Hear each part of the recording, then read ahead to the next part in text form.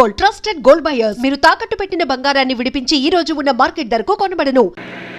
అరే బ్రదర్, నాన్నని మౌనికని మోసం చేసినట్టు నన్ను మోసం చేయవు కదా? చచ్చినా చేయను. మనం తాగిన మందు మీదట్టు. కానీ నాకు చిన్న డౌట్.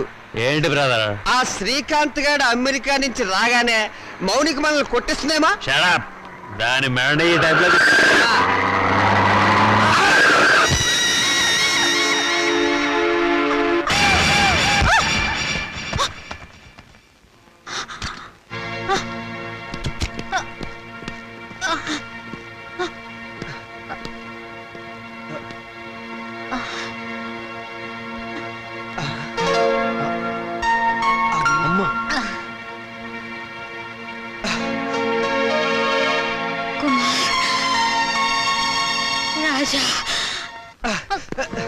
మాతృదేవో భవ మాయమాట, పితృదేవో భవ పిచ్చి మాట, నవమాసాలు నవ్వులాట, భవబంధాలు పాత మాట.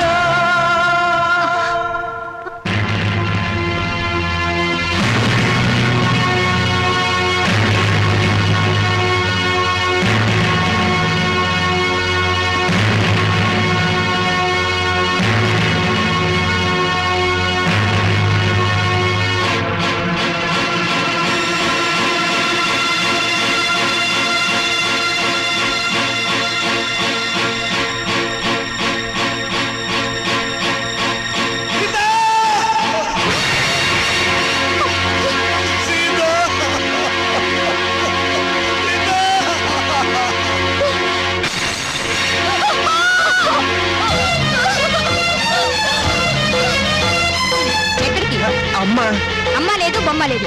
ఇప్పుడు వెళ్తే దహన ఖర్చులు, దిన ఖర్చులు అన్ని మన మీదే పడతాయి. మీ అమ్మ చావు మీరు చూడలేదు. పదండి పదండి పదండి పదండి.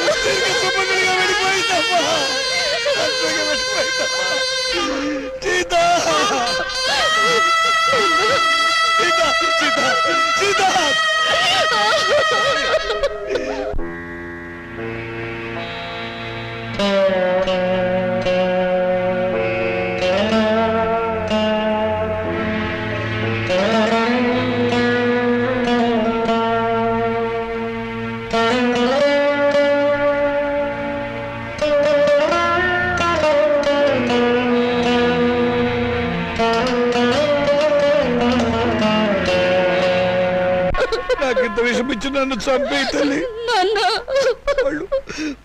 వాళ్ళు నన్ను మళ్ళీ మోసం చేశారమ్మా. కొడుకులు మళ్ళీ మళ్ళీ మోసం చేయడం, తండ్రులు మళ్ళీ మళ్ళీ మోసపోవడం ఇప్పటి వరకు నడుస్తున్న చరిత్రే కదా నాన్న. ఇలా జరుగుతుందని నాకు ముందే తెలుసు నాన్న. ఆ చరిత్ర ఇలాంటి కూతురు చేతుల్లో సమస్యపోవాలమ్మా, నగ్నమైపోవాలి.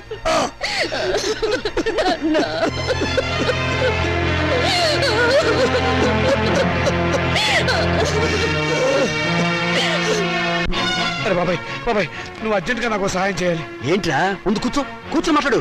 ఇప్పుడు చెప్పు ఏంటి? నాకు అప్పు కావాలరా. ఏ నీ కొడుకులకి బంగారు గోచీలు చేయిస్తావా? ఏవీ లేదు, గోచీలు లోపల ఉంటాయి కదా. నువ్వు చేయించినట్లు ఎవరికీ తెలిసే అవకాశం లేదు. డబ్బులు వేస్ట్ అవుతాయేమోనని. చచ్చిన పాముని ఇంకా చంపకురా. పాము చచ్చిందో లేదో టెస్టింగ్ చేద్దామని. ఓకే, నీకు డబ్బు కావాలి. ఇప్పుడు డబ్బుతో అంత అవసరం ఏమొచ్చిందిరా?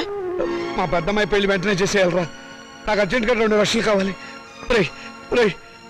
నా జీవితంలో నేను ఎప్పుడు ఏ సహాయం అడగలేదురా. ఈ ఒక్కసారికి సహాయం చేయరా. నాకు ఎక్కడైనా 2 లక్షలు అప్పుగా ఇప్పించరా.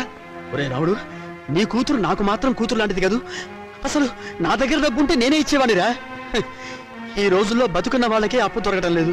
నువ్వేమో అందరి దృష్టిలో ఏనాడో చచ్చిపోయావు. నువ్వు బతుకున్న శవానివిరా. నీ దగ్గర ఏముందిరా నీ రక్త మాంసాలు తప్ప. రక్తమాంసాలా? మాంసం.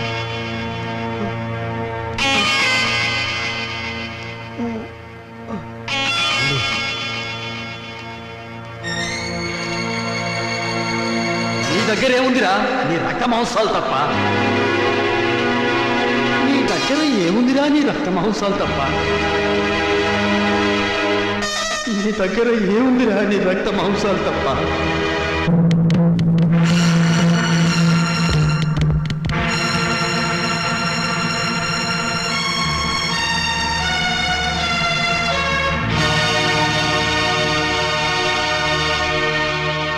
సారీ రామచంద్ర గారు, మీ 2 కిడ్నీల్లో ఒకదాని కండిషన్ బాగుండలేదు, అందుకని రెండోది ఇంకొకరికి ఇచ్చే అవకాశం లేదు. ఇస్తే ఏమవుతుంది డాక్టర్? మీ ప్రాణానికే ప్రమాదం. పర్వాలేదు డాక్టర్, నాకు బ్రతకాలని ఆశ లేదు. నేను ఎప్పుడు చచ్చిపోయాను. నాకు ఇప్పుడు డబ్బు చాలా అవసరం. నేను కిడ్నీ అమ్ముకోవడం తప్ప మరో మార్గం లేదు డాక్టర్. ప్లీజ్. సారీ రామచంద్ర గారు, నా వృత్తికి ద్రోహం చేయలేదు. అలా అడగండి డాక్టర్, ప్లీజ్. మీకు చేతులెత్తి నమస్కారం పెడతాను. నాకు జీవితంలో ఇది ఒక్కటే అవకాశం. నాకు ఈ సహాయం చేయండి. Please help me. నాకు ఆపరేషన్ చేయండి డాక్టర్. నాకు ఆపరేషన్ చేయండి. అండర్స్టాండ్, ఆపరేషన్ చేస్తే మీ లైఫ్ డేంజర్. ప్లీజ్. డాక్టర్ పర్వాలేదు డాక్టర్, నేను చచ్చిపోయినా పర్వాలేదు. నేను చస్తే అక్కడ 2 ప్రాణాలు బతుకుతాయి డాక్టర్.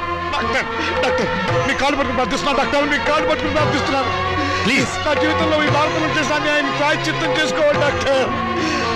ఆ మంచి అవకాశం ఇప్పుడు వచ్చింది డాక్టర్, ఇప్పుడు వచ్చింది.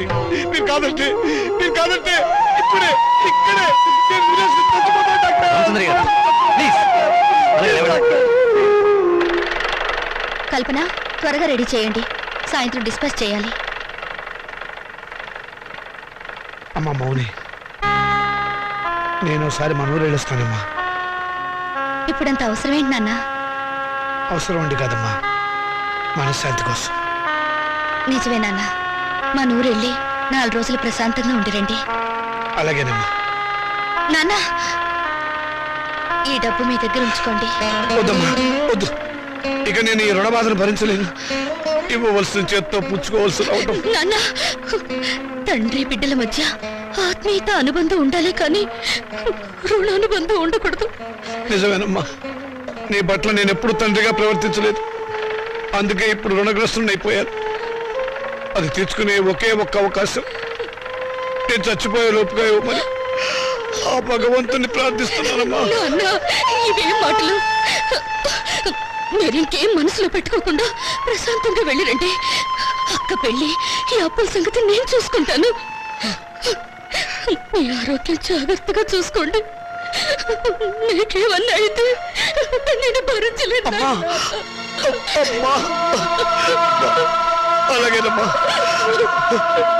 పసుపు కుంకుమలతో, పిల్ల పాపలతో, ఆయురారోగ్యాలతో నిండు 100 ఏళ్ళు జీవించమ్మా, జీవించు.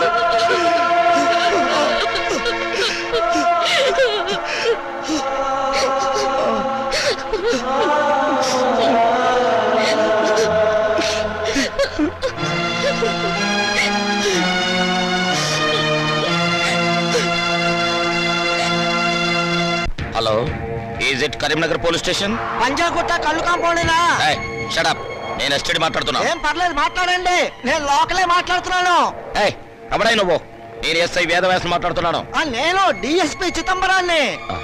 డిఎస్పీ చిదంబరం? ఆ, ఈ పేరు గల వల్ల మా డిస్ట్రిక్ట్ లో లేరే. అసలు ఎవడరా నువ్వు? లేలే, దోసపాదుల చిదంబరాన్ని. ఇంతకీ మీరెవరు? దోసపాదుల చిదంబరం. హలో హలో, వీడెవడో లోపల కాలం జస్టిలోకి వచ్చి వీడెవడు ఎస్టీడీ నుంచి లోకల్లోకి వచ్చినట్టున్నాడు. హలో హలో హలో, అవును, యువతలు మాట్లాడుతుంటే ఎవడో లైన్ కట్ చేసాడు కాదావా. Hello hello, wonderful. నా అభిమాన సంఘం వాళ్ళంతా వచ్చేసారనమాట. Very good. నార్మై చచ్చినోడు చచ్చినట్టు గోతిలో పడి ఉండక ఇలా పబ్లిక్ గా తిరుగుతూ న్యూసెన్స్లు చేస్తావరా పీనుక? నేను పీనుగుని కాదు, ఏనుగుని కాదు. చంపేస్తాను రాయ్. నీ గురించి ఇంట్రడక్షన్ ఇచ్చుకోవడానికి ఇది టీవీ ఇంటర్వ్యూ కాదురా. ఆయన నా సర్వీస్ మొత్తంలో నా డిఐజీకే భయపడలేదురా. కానీ నీకు అనుక్షణం భయపడి చచ్చిన కదరా నిన్ను. ఇంకా వాడితో మాట్లాడు సార్. పట్టుకోండి. ఆగండి, నేను చావలేదు. సావపోతే నిజంగానే చంపేస్తా. సావకపోతే వారం రోజుల పాటు గుంటలో పూడ్చినా ఎలా బతుకున్నావురా? అదే చిదంబ రహస్యం. ఏంటది? వాయుస్తంభన విద్య నేర్చుకొని ఊపిరి బిగపెట్టడం ద్వారా ప్రోగ్రాములు ఇచ్చి డబ్బు సంపాదించి నా కూతురు పెళ్లి చెయ్యాలనుకున్నాను. ఊపిరి బిగపెట్టి నిద్రపోవడం ప్రాక్టీస్ చేస్తూ ఉండగా నా భార్య నేను చచ్చాను అనుకొని మళ్ళీ బ్రతికిస్తానేమో అన్న టెన్షన్తో నన్ను పూడ్చిపెట్టింది. సమయానికి మీరంతా వచ్చి నన్ను కాపాడారు. ఓరి వ్యథ, నీ వెనకాల ఇంత ఫ్లాష్ బ్యాక్ ఉందా? హార్ని ఇంత అడావిడి చేసింది నీ కూతురు పెళ్లి కోసమా? అవును, కోటి విద్యలు కూటి కొరకే అంటారు, కానీ నాకు మాత్రం నా కూతురు పెళ్లి కోసం. వస్తాను. Thank you all. Post. Mounika అంటే మీరేనా? అవును. సంతకం పెట్టండి. Thank you.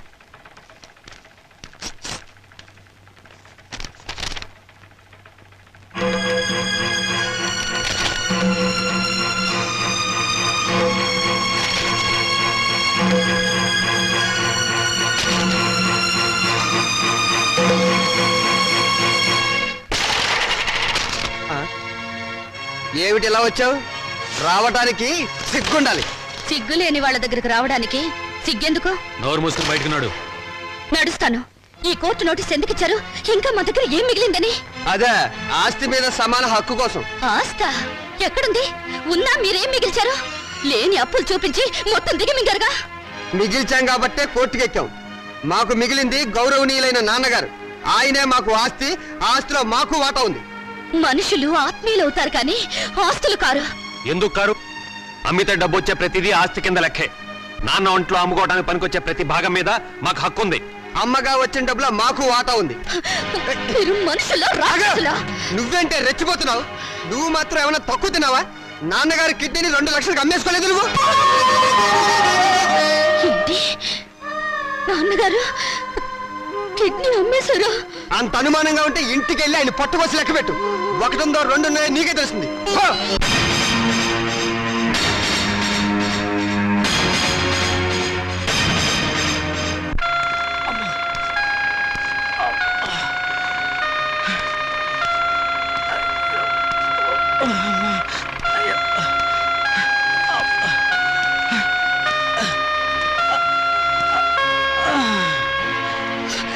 నాన్న, ఏంటమ్మా? ఇప్పుడు నువ్వు ఎక్కడి నుంచి వస్తున్నావు నాన్న? చెప్పానుగా, ఊరెళ్ళొస్తానని. కోరుకున్న మనశ్శాంతి దొరికిందా నాన్న?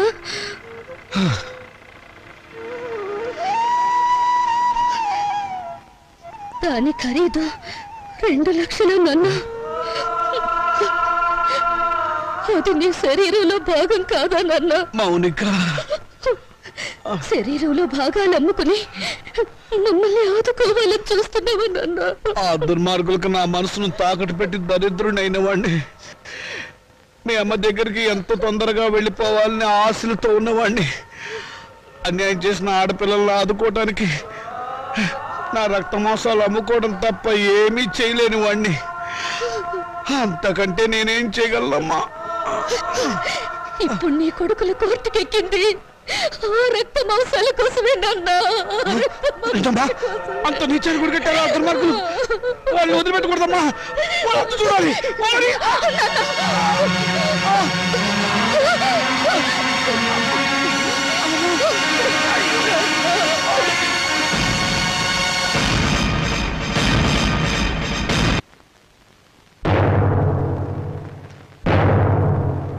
యువర్ ఆనర్, ఇది ప్రపంచ న్యాయ చరిత్రలోనే కనీ విని ఎరుగని కేసు. ఇటువంటి కేసు ఇంతవరకు ఏ న్యాయస్థానం ముందుకు రాలేదు. నా క్లయింట్స్ రాజా కుమారుల తరఫున వకాల్తా తీసుకున్న నేను ఈ కేసులో ప్రతివాదైనటువంటి మౌనికను కొన్ని ప్రశ్నలు వేయడానికి అనుమతించవలసిందిగా కోర్టు వారిని వేడుకుంటున్నాను. Yes granted. Mounika, Mounika, Mounika.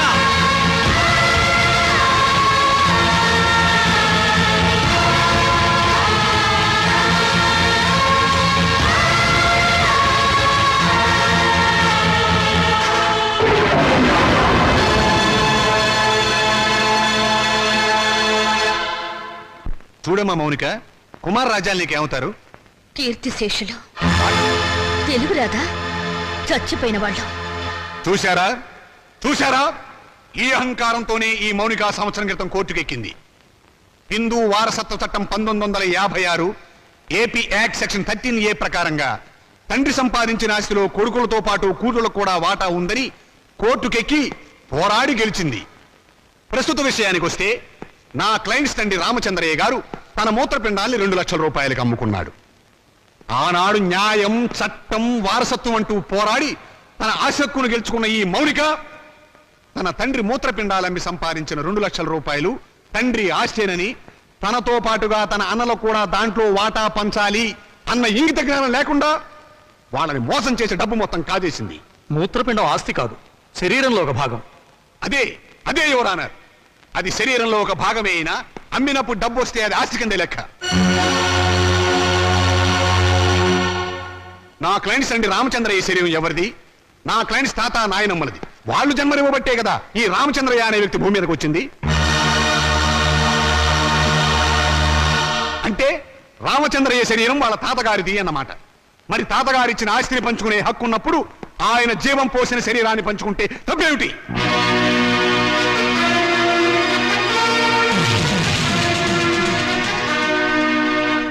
Miss Mounika, నీ తరఫున లాయర్ ఎవరైనా ఉన్నారా?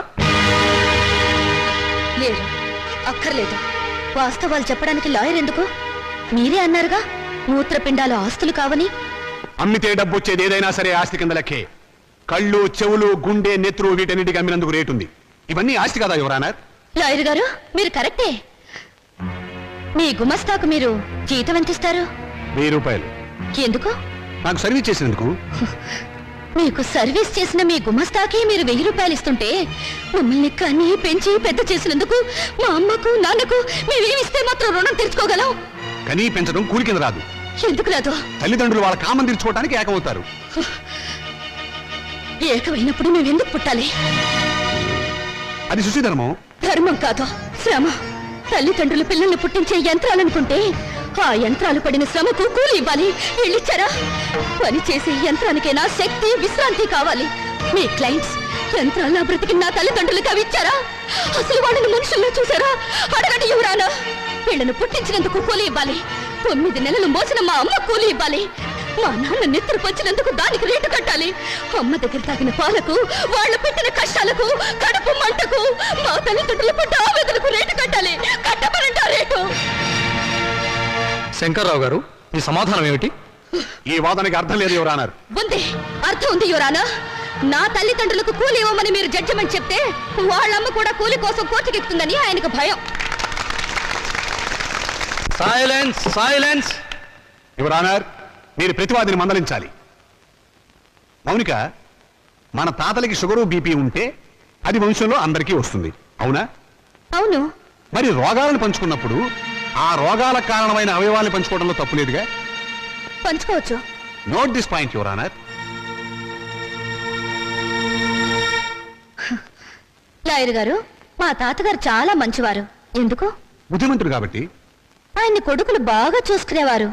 ఎందుకు? జన్మనిచ్చాడు కాబట్టి.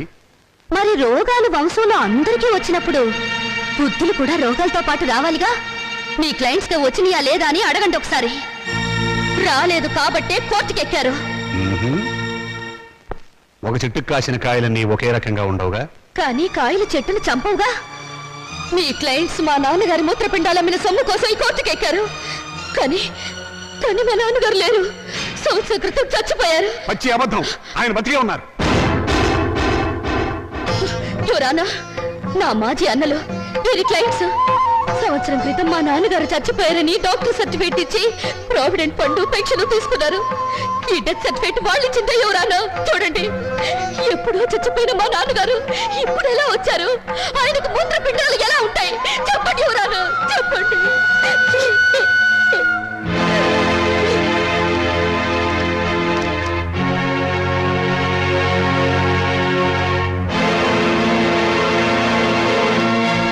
అవును, రామచంద్ర చచ్చిపోయాడు కదండి. అది సంవత్సరం క్రితం చచ్చిపోయిన వాళ్ళకి బూడిద తప్ప ఇంకేముంటుంది యువరానా? నేను చావలేదు, బతికే ఉన్నాను.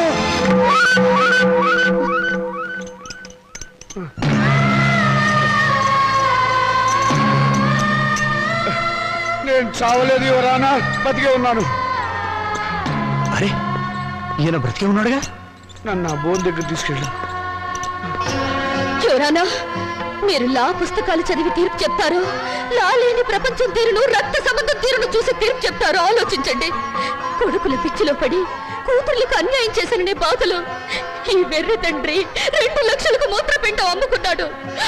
ఆ సొమ్ములో వాటా కావాలని వీళ్ళు కోర్టుకెక్కారు. తల్లిదండ్రుల రక్త మాంసాలు పంచుకునేవి కావు. ప్రపంచంలో ఏ కోర్టులోనూ ఇటువంటి కేసు ఏ బిడ్డ ఏ తండ్రి మీద వేయలేదు. ఆ అదృష్టం మన రాష్ట్రానికి దక్కింది ఇటువంటి కొడుకుల దయ వల్ల. యువరానా, తండ్రి మాట కోసం రాముడు 14 ఏళ్లు అడవికి వెళ్ళాడు.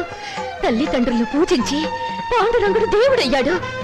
వీరగాథలు చెప్పి శివాజీ నెత్తురులో దేశభక్తి నింపింది అతని తల్లి జిజియాబాయ్. అటువంటి తల్లులు, తండ్రులు, బిడ్డలు పుట్టిన చరిత్ర గల దేశం మనది. ఓ చరిత్రలో పుట్టిన పురుగులు నా అన్నలు. శిబి చక్రవర్తి, కర్ణుడు వాళ్ళ శరీరాలను కోసి దానం చేస్తే కన్న వాళ్ళను కోసి పెళ్ళాలతో పలా వడ్డించుకుని తినాలనే పుర్రెలు వీళ్ళవి. అందుకే రక్త మాంసాల కోసం కోర్టుకెక్కారు.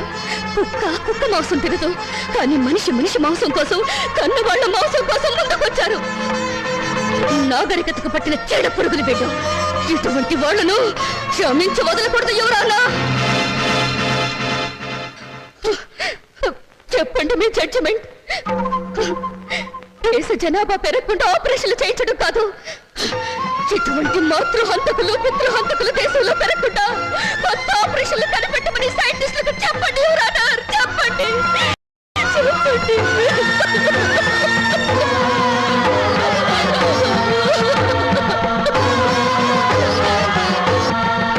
మౌనిక చెప్పినట్లు కన్నవాళ్ల రక్తమాంసాల కోసం బిడ్డలు కోర్టుకెక్కడం చరిత్రలో సరికొత్త విషయం. ఇది న్యాయం దృష్టితో కాకుండా మానవతా పరిధి విషయంలో ఆలోచించవలసిన విషయం. జన్మనిచ్చిన తల్లిదండ్రులను గౌరవించిన వాడు దేశాన్ని కూడా గౌరవించలేడు. ఈరోజు కన్న తల్లిదండ్రులను రేపు దేశాన్ని కూడా అమ్ముకుంటాడు. మౌనిక వాదనతో మేము ఏకీభవిస్తున్నాం. ఎవరానా, మీరు తీర్పు చెప్పబోయే ముందు నా ఆవేదన చెప్పుకునే అవకాశం ఇవ్వవలసిందిగా ప్రార్థిస్తున్నాను. ఋషి, ఈ శరీరం నాతోనే పుట్టింది, నాతోనే పెరిగింది, రేపు నాతోనే మట్టిలో కలిసిపోతుంది. దీని మీద హక్కు ఎవరిది? నన్ను కన్నవాళ్ళదా లేక నేను కన్నవాళ్ళదా? నాన్న, మీరు ఆవేశపడకండి. ఉండమ్మా, నన్ను చెప్పని. చివరిసారిగా నేను చెప్పుకోవాల్సినంత చెప్పుకొని నా శరీరంలో ఉన్న అవయవాల మీద హక్కు నాకే లేకపోతే ఇక ఈ ప్రపంచంలో స్వేచ్ఛగా అర్థం ఏమిటి ఎవరు అన్నారు? ఆ హక్కు తల్లిదండ్రులకు లేకపోతే వాళ్ళు బతుకుండగానే వాళ్ళ కళ్ళు పీకి చర్మం ఒలిచి గుండె మూత్రపిండాలను షోకేసులో పెట్టి అమ్ముకునే దౌర్భాగ్యం సంతానం తయారవుతుంది ఎవరు అన్నారు? ఆ ప్రమాదం నుంచి సమాజాన్ని కాపాడండి, రక్త మాంసాల విలువల్ని రక్షించండి, కన్నబిడ్డలే కసాయవాళ్ళు కాకుండా చూడండి ఎవరు అన్నారు? చూడండి.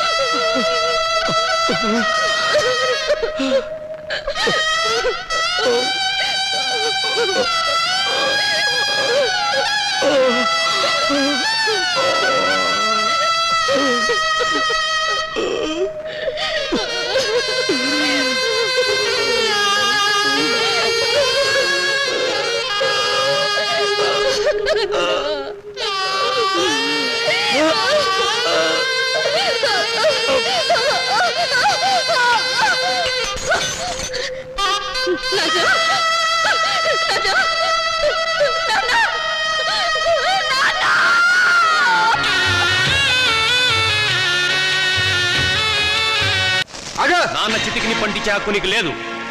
ఎందుకు లేదు? ఆడదానికి ఆస్తుల హక్కు ఉండొచ్చావు కానీ చిత్రంటే ఇచ్చే హక్కు లేదు. సాంప్రదాయం ఒప్పుకోదు, ఆచారాలు అంగీకరించవు.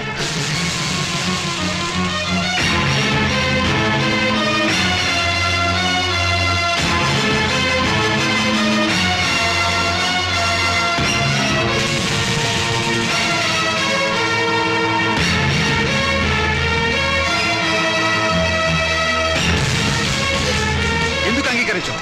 ఎవరు చెప్పారు? ఎక్కడ రాస్తుంది? అసలు మనం సృష్టించుకున్నవే ఈ సాంప్రదాయాలు, ఆచారాలు. మన మనసుల్లోంచి పుట్టుకొచ్చినవే ఈ ప్రేమలు, ఆప్యాయతలు. అవి లేని మనుషులు వీళ్ళు. ఈ కట్టెలో ఉన్న మనిషి బ్రతుకున్నప్పుడు పున్నామనరకు నుంచి కొడుకులు తప్పిస్తారని పిచ్చి భ్రమతో కొడుకులు నెత్తికెక్కించుకున్నారు. అందుకు వీళ్ళేం చేశారు అడగండి. బ్రతుకుండగానే చంపారు.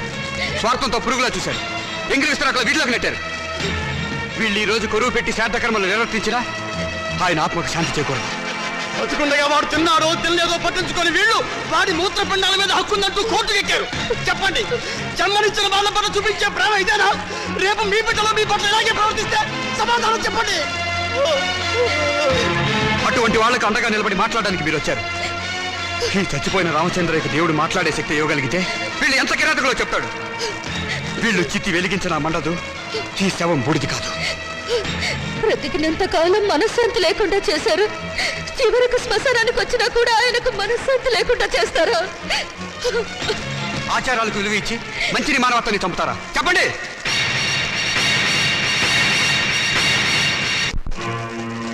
చిచ్చి, వీళ్ళెంత వెదవాలని మాకు తెలియదు. ఇంకా చూస్తారని సిగ్గు లేకుండా వెళ్ళండి. మేము వెళ్ళం. వీళ్ళ సంగతి ఏమిటో ఈరోజు తెలుస్తాం. ఏంటో తెలిసేది? మనిషిని మనిషిగా చూడని మనుషులురా మీరు. ఇంకా చూస్తారే? పట్టండి, రండి, రండి, రండి.